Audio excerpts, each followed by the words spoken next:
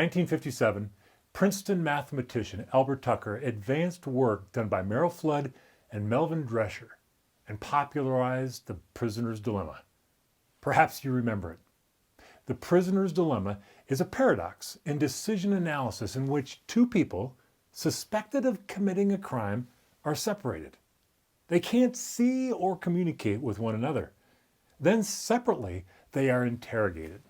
If the suspects respond to the questions being asked by authorities by acting in their own self-interests, specifically by laying blame on the other suspect, they would then be providing the police with the data they need to convict the two suspects.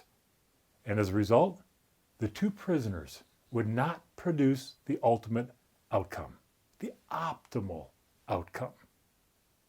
The optimal outcome for each suspect in this case requires that they take a leap of faith and trust that the other suspect will remain silent just as they will.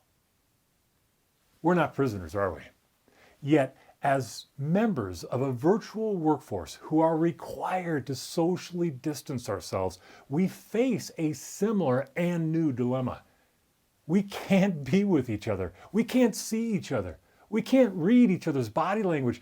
We can't casually run into each other in the parking lot, the elevator, the coffee shop, and build those human connections that we know are essential for building trust.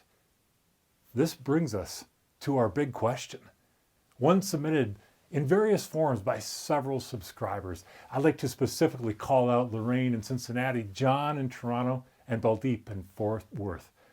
For they ask this question: how do you build trust among virtual teammates? Let's explore. To build trust with each other, we know we must, number one, be credible. We need to know that each of us can do the job we're supposed to do. Second, we must be reliable. Everyone with whom we work must know that we will be accountable and consistently do what we say we're going to do. So where do most teams fail? And where do collaborative leaders excel? It is in this third area of trust building. We must humanly connect. It may be a difficult truth, yet I'm willing to wager that if there's someone on our team whom we don't trust, there's a high probability we also don't feel humanly connected to them.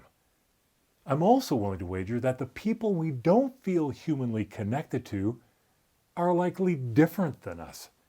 They think different, they act different, they have different responsibilities, they have different beliefs, and maybe they even look or sound different than we do. As collaborative leaders, we believe it is absurd, nor is it tolerable, to allow this brain to let its affinity biases determine our ability to model our values.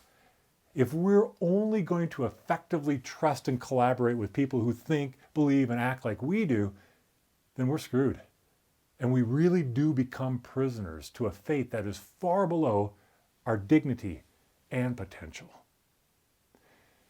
The social distancing and virtual format we are all in right now requires that each of us as collaborative leaders take ownership for the level of trust between us and the others on this team.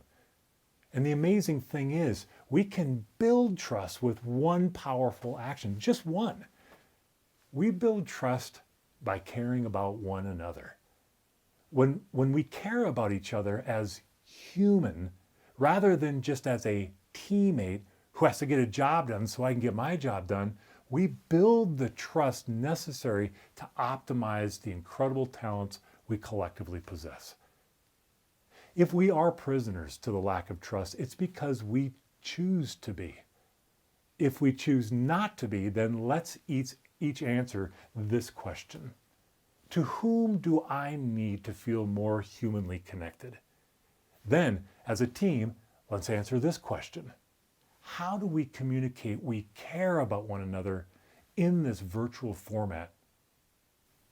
We are not prisoners. We do not have a dilemma. Let's care enough about trust to take the action of caring for one another. Let's do this big thing in front of us. Thank you for watching Connected Focus. We'd love for you to apply what we've covered here, subscribe, and share with other collaborative leaders. Last, and most importantly, please do everything you can to nurture your health during these days. Your strength is the key to our brighter collective future.